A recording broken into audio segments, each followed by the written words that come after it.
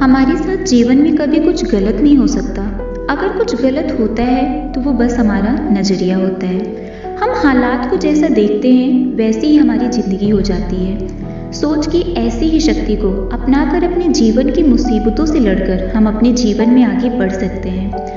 अगर आपको ये मुश्किल लगता है या ये सब बस कहने भर की बातें लगती हैं, तो चलिए बात करते हैं आज एक ऐसी ही एक औरत की कहानी जिनको पाकिस्तान की आयरन लेडी के नाम से जाना जाता है। इनको ऐसे ही पाकिस्तान की आयरन लेडी नहीं कहा जाता, इनके पीछे बहुत ही दर्दनाक कहानी है।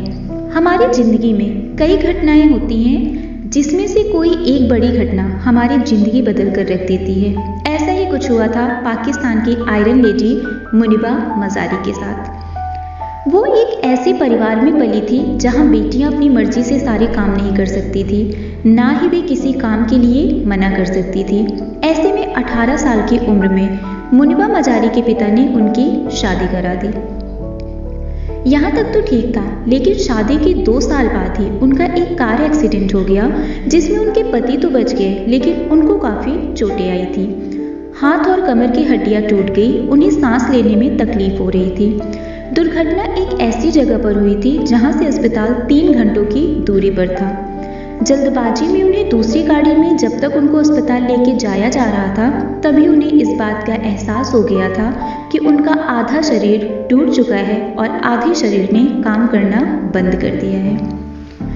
उसके बाद उन्हें हॉस्पिटल में 2.5 महीने रखा गया जहां उन्हें बहुत सारी सर्जरी से गुजरना पड़ा। डॉक्टर ने उन्हें बताया कि उनका हाथ टूट गया है, इसलिए वो अब कभी कुछ पकड़ नहीं पाएंगी। रीढ़ की हड्डी टूट जाने के कारण ना ही वो अब चल पाएंगी और ना ही कभी माँ बन पाएंगी। ऐसे में वो पूरी तरह टूट जाती अगर उनके पास उनकी माँ ना होती। कहते ना, हर इंसान के जीवन में उसका एक हीरो होता है। सो मुनिबा मज़ारी के लिए वो हीरो उनकी माँ थी।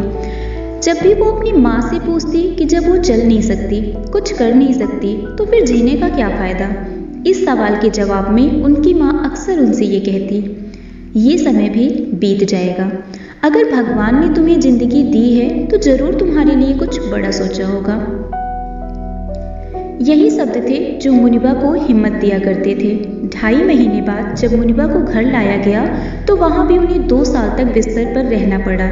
इस दौरान वो अपने मन की भावनाओं को ब्रश के जरिए कैनवास पर पेंटिंग बनाकर उतारने लगी। सबके लिए वो बस एक पेंटिंग थी, लेकिन मुनिबा मज़ारी को ही पता था कि वो उनकी वो भावनाएं हैं जो सबके सामने वो व्यक्त नहीं कर सकती थी।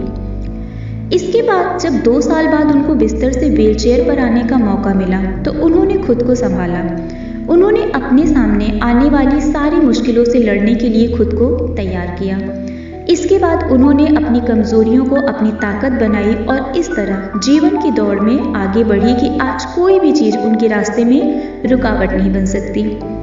उनका ये मानना है कि अधूरापन और कमजोरी शरीर में नहीं, मन में होती है। इन्हीं विचारों के कारण ही आज वो व्हीलचेयर पर होने के बावजूद एक सामाजिक कार्यकर्ता, मोटिवेशनल स्पीकर, कलाकार, गायक और टीवी होस्ट हैं। वो यूनाइटेड नेशन वीमेन पाकिस्तान की राष्ट्रीय राजदूत भी हैं। 2015 में BBC द्वारा 100 प्रेरणादायक महिलाओं की सूची में भी उनको जगह दी जा चुकी है। मुनिबा मज़ारी की कहानी एक मिसाल है उन लोगों के लिए जो अपने पास कुछ न होने का रोना रोते रहते हैं। इंसान के अंदर यदि दृढ़ इच्छा हो तो हालात कैसे भी हो, वो अपने सपनों को पर लगाकर आसमान की सैर कर ही लेता है। आज मुनिबा किसी दूसरे की सहायता की मोहताज नहीं है, वो अपनी ज़िंदगी अपने हिसाब से जी रही हैं। तो ये थी मुनिबा मज़ारी की कहानी, जिससे ये सीखने को मिलता है कि ज़िंदगी जब आपके साथ कुछ अलग करती है तो वो आपको कुछ अलग करने का मौका देती है। अब ये आप पर निर्भर करता है कि आप उस मौके का फ़ायदा उठाते हैं या अपनी परेशानियों का रोना रोते हैं। कहते हैं ना, जहाँ चाह है वहाँ राह है।